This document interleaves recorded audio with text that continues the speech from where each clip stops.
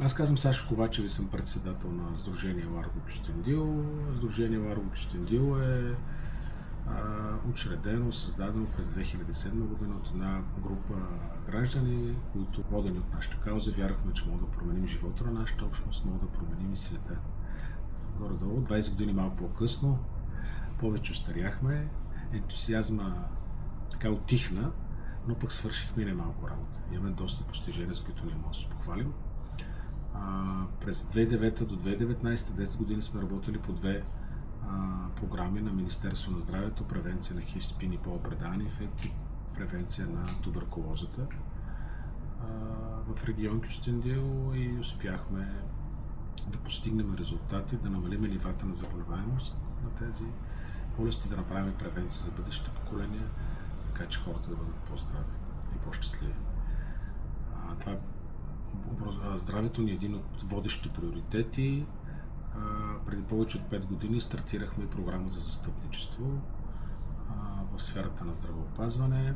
Работиме по промяна на национални нормативни документи, закони, подзаконови нормативни документи, които са наредбите, за да могат уязвимите групи, хората, които живеят в крайна бедност, в маргинализирани квартали, какъвто е, да могат да имат достъп до услуги, да може благата правилно да се разпределят. Един от проблемите, по които работихме, в ромските квартали има много хора, които са здравно неосигурени и те по принцип нямат достъп до здравната система. Има едно постановление на Министерския съвет, постановление 17, което гарантира, когато си толкова беден и нямаш нищо и си болен и постъпиш в болница, държавата може да ти плати тази пътека, за да могат да лекуват, и това е живото спасяващо за една немалка част от хората, с които ние работим. Говорим за групите, с които ние работим. Другото постановление, другата наредба на Министерството на здравето, която успяхме да промениме в продължение на 10 години, активно сме работили, сме застъпвали Министерство на здравето да промени една своя наредба, която касае бременните здравно неосигурени. По време на бременност да има достъп до болнична и болнична помощ, да има достъп до прегледи, до изследвания, да имат достъп до болнично лечение. И по този начин ние работим за подобряване на следните показатели. Първо, да се намали майчината и детската смъртност в страната, които са в България на една от водещите нива по този показател в Европа. Това нещо вярваме, че следващите 10 години тези показатели ще се подобрят. Това е една от политиките, които ние сме водили. И това е вече променено. От 2023 година, януари месец, тази наредба е променена и дава достъп до между 6 и 8 хиляди жени в страната раждат без здравна осигуровка. Така че раждането е безплатно, достъпа до болнична помощ също ще бъде регламентирано по тази наредба. Нещо друго, което сме правим в момента, е настоящо. През последните 3 години работим активно за безплатни лекарства, като национална политика за деца от 0 до 7 години. През месец март правителството прие бюджета на Национално здравноосигурителната каса и прие едно решение в този бюджет, осигури 10 милиона за безплатни лекарства за всички деца, за достъп до антибиотици и антивирусни препарати. В момента мярката стартира и се реализира. От 7 юли вече има регистрирани безплатни лекарства, антибиотици за децата. Това е нещо, което ще продължим да работим и да го надграждаме, защото децата са бъдещето на една държава. Трябва да се грижим за всички деца, независимо в коя част и кое населено място на страната живеят. Друго нещо, което правим, имаме една програма за предприемачество. Това е социално предприемачество. Помагаме на бедни хора да стартират дребен семейен бизнес. Говорим за нещо, което е съвсем в началото. Ако някой семейство има идея да стартира бизнес, ние помагаме да се реализират. Така е програма на мечтите. Сбъдваме мечти, е фабрика за сбъдване на мечти. За последните 5 години имаме изключително добри резултати. Подпомогнали сме повече от 50 семейства, които имат собствен бизнес, предприемат. То е нещо, което е свързано или с занятията, уменията, които има да се развиват, или в сферата на услугите, като например оборудваме фризьорски салони, оборудваме кафета, подпомагаме да закупат машини, ако те работят нещо, което е примерно мазилка и те нямат съответна машина, хората да работят в строителство. Това става с един фонд, с който ние разполагаме. осигуряваме достъп до активи. Не трябва да кажем, че ние средства като пари, като финанси не даваме, а осигуряваме достъп до актива. Ако му трябва оборудване за фризьорство, купуваме оборудването и в рамките на 3 години клиентът е длъжен да ни върне сумата, да постъпи във фонда и след това ние да може да реинвестираме в друго семейство. Така че револвираш фонд, който е доста успешен. И може да кажем, че от инициативите, които сме финансирали за последните 5 години, повече от 100 човека са намерили заетост, получават доход от това, което правят, т.е. от уменията, които имат. Като разбира се, тук има и компонент за надграждане, имаме обучение, имаме консултации, нали сме експерти, които помагат на хората да могат да, ако имат проблеми, да могат да си ги разрешават. И други инициативи имаме, които са свързани с овластяването на ромската жена. Приключи един проект по норвежката програма, който също се казва "Имаме една мечта". В рамките на проекта ние имаме учредени 6 клуба в страната, женски ромски клуба, които бяха над 100 жени обединени, преминаха серия от обучения по гражданско образование, по застъпничество и успяхме да заснем няколко филма, може да покажем в YouTube, имаме в рамките на проекта и да им помогнем жените сами да реализират 6 граждански инициативи в съответните населени места, където живеят. Имаме изложба, която е в рамките на този проект, много добра. Тя се казва, ще ви разкажа за... Ромската жена стана доста популярна, гостува в над 10 областни града в страната, посетена от десетки хиляди граждани и в момента се намира в Стара Загора, гостува в Стара Загора, една фондация "Мисия Криле". Е последната фондация, която поиска да изложи тази наша изложба. Тя е с успешни жени, които разказват за цената на успеха с различните си професии. Има педагози, медицински работници, социални работници. Правили ли сте някакво проучване за Холокоста на ромите като цяло? Знам, че имате един проект, по който сте работили. Имахме един проект, по който работихме преди повече от 5 години. Ние бяхме партньори на една италианска организация и на Регионално исторически музей в град Кюстендил. Бяхме поканени като ромска организация от Регионално исторически музей, за да подпомогнем теренната работа по събиране на информация за процесите, които се случвали по времето на Втората световна война в този квартал.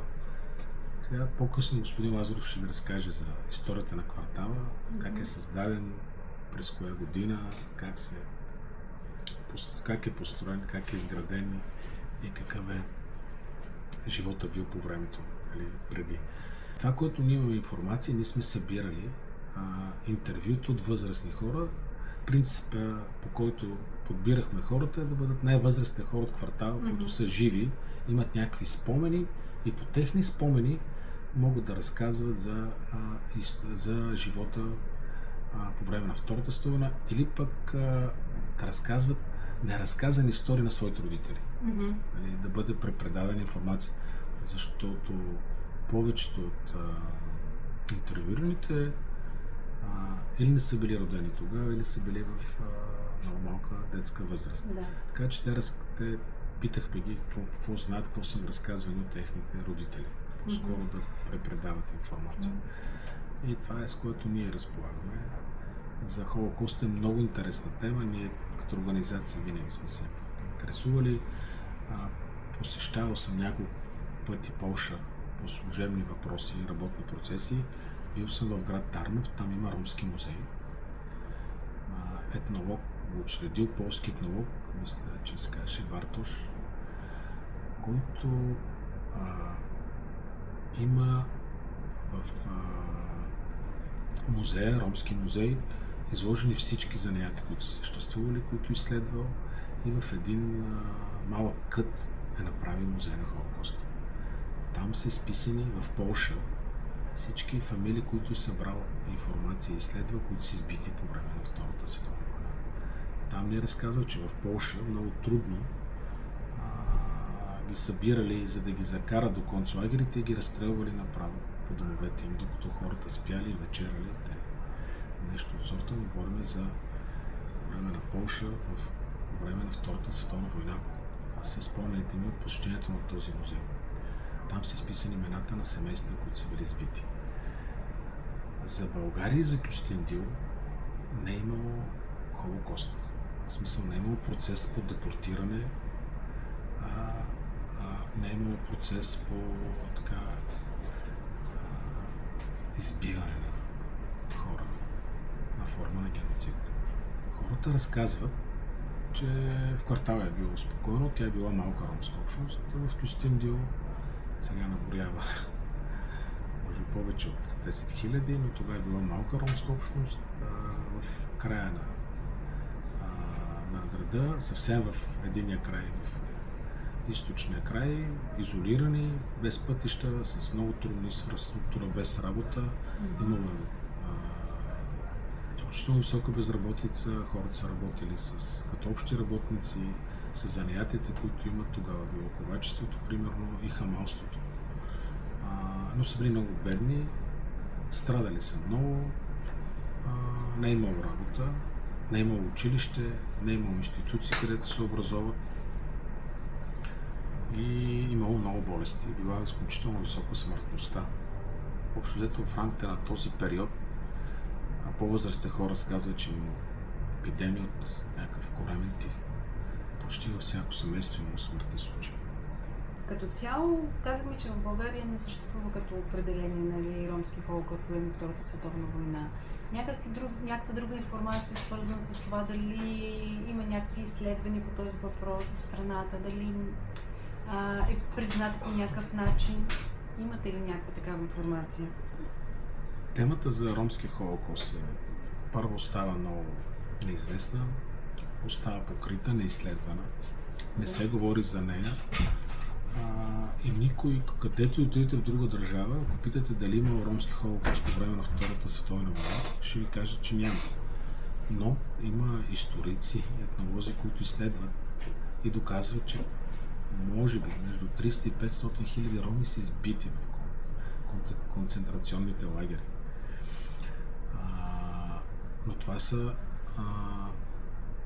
са роми от други държави. Роми от Германия, роми от Чехия, може би роми от Полша, роми от Унгария, но не е имало роми от България. Тук в България гражданите оказват огромна съпротива при организиране депортирането на евреите, на българските евреи, които живеят на територията на България. Един от активните граждани, които спира процеса по депортиране, Димитър Пешев, който е кюстендилец и бил по това време председател на Народното събрание на Република България. А информацията, която ви събрахте от тези интервюта, които се правили с невъзрастните хора, дадете ли някаква допълнителна информация? Различно от това, което вече казахте. Това е, хората разказват, че в края на войната част от тях са били, в смисъл помнят, че в семействата имало доброволци, които се включили.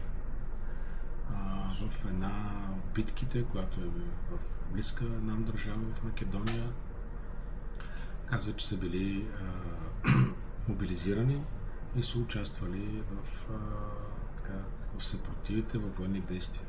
Да. В Македония това е било в края на войната, защото България спира да бъде съюзник с Германия и процесът стартира обратно и има и доброволци, които са били изпратени на фронта. Да. А има ли информация за тези хора, които са се включили? Да, имаме изложба, има и една... По отношение на ромския холокост в Европа, институциите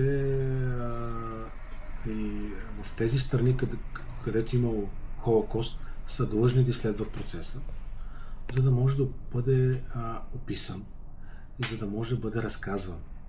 Длъжни са да се знае и да се преподава в училище. Какви са били процесите по време на Втората световна война, свързани с ромската общност?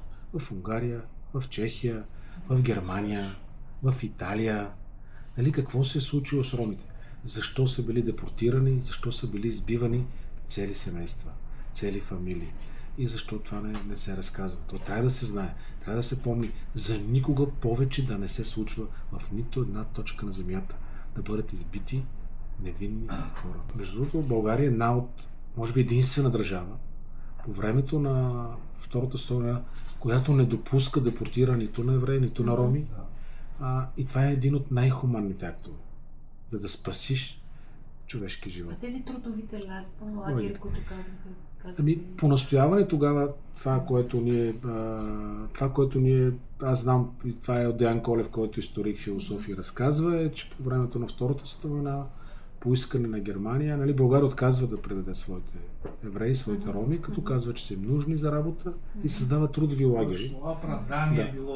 Това създава трудови лагери, за да може да има трудова повинност, да могат да работят и да казват, ние не можем да ги гледаме, защото те работят и да ползваме изграждане. информация колко роми са справени в тези трудови лагери? Нямам информация, това са от разказите на историк Деян Колев, който казва, че ромите са работили по трудови лагери и по този начин изграждали са пътища, да. Пътища се изграждат. През в това време България изгражда своята пътна инфраструктура и основно са ползвани като работна сила за изграждане на пътна инфраструктура, но казвам лагер, който е трудов лагер, който имаш ограничени права, с изключително малко храна за оцеляване и трябва да работиш. Нещо, което се е случвало. Но това е било, може би, една хитрина на цар Борис да се оправдае, че използва да не ги изпраща натам. За да ги спаси по Така някакъв начин. Така че това е хуманен акт на България, спасява своите евреи, спасява своите роми, гражданите, както и църквата, част от политиците, огромна част от хората в Пловдив, в Кюстендил. Въздигат се на протест, евреите са били събрани, били са готови да бъдат депортирани, но се спира процеса и вече се правят трудовите лагери като политика. За ромите сме казали, времето, което е било, са живяли в изключителна мизерия, отдалечени, изолирани в ромски квартал в Кюстендил, без достъп, с ограничен достъп до вода, храна и каквато и да било друга инфраструктура и здравеопазване. С изключително висока нива на смъртност. Те за това уважават много времето на Тодор Живков. Там имало проблем една. Получили са шанс за работа и да си построят по-нормални жилища. За всичко. Благодаря ви много.